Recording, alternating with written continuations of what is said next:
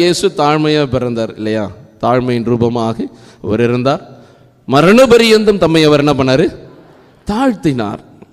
அப்படின்னா அவர் என்னங்க, அவர்கிட்ட எந்த ஒரு வசதியும் இல்லையா அப்படின்னு நம்ம யோசிக்கலாம்.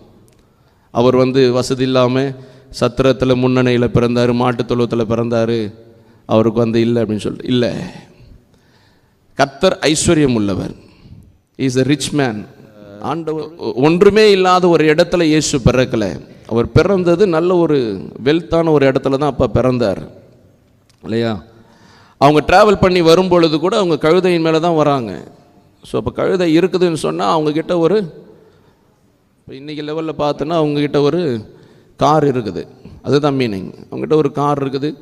அவங்க நேராக போயிட்டு ஆண்டவராகிய இயேசு பிறப்பதற்கு முன்பதாக சத்திரத்தில் இடம் கேட்கிறார்கள். ரூம் அவைலபிளாக இருக்குதான்னு கேட்குறாங்க. அப்போ ரூமை புக் பண்ணி அங்கே இருக்கிறதுக்கும் அவங்கக்கிட்ட என்ன இருக்குது? இருக்குது, வசதி இருக்குது. ரூம் இல்லாத பட்சத்தில் தான் அவங்க எங்கே போனாங்க? இந்த தொழுவத்தில் போனாங்க. இதை நாம் எப்படி புரிந்து கொள்ள வேண்டும் சொன்னால், எனக்கு வாழ்ந்திருக்கவும் தெரியும், தாழ்ந்திருக்கவும் தெரியும். என்கிட்ட வசதி வந்ததுனால நான் ரொம்ப ரிச்சாக ஃபீல் பண்ணவும் முடியாது. என்கிட்ட அது வசதி இல்லை அப்படின்னு சொல்லி நான் ரொம்ப கேவலமாக ட்ரெஸ் பண்ணவும் முடியாது.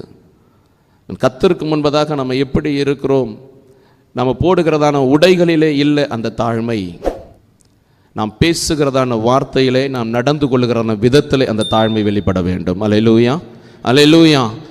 நாம் எப்படி வாழ்கிறோம், எப்படி பேசுகிறோம், எப்படி நடந்து கொள்ளுகிறோம் என்கிறதை அடிப்படையாக கொண்டுதான் தாழ்மையானது வெளிப்படுகிறது.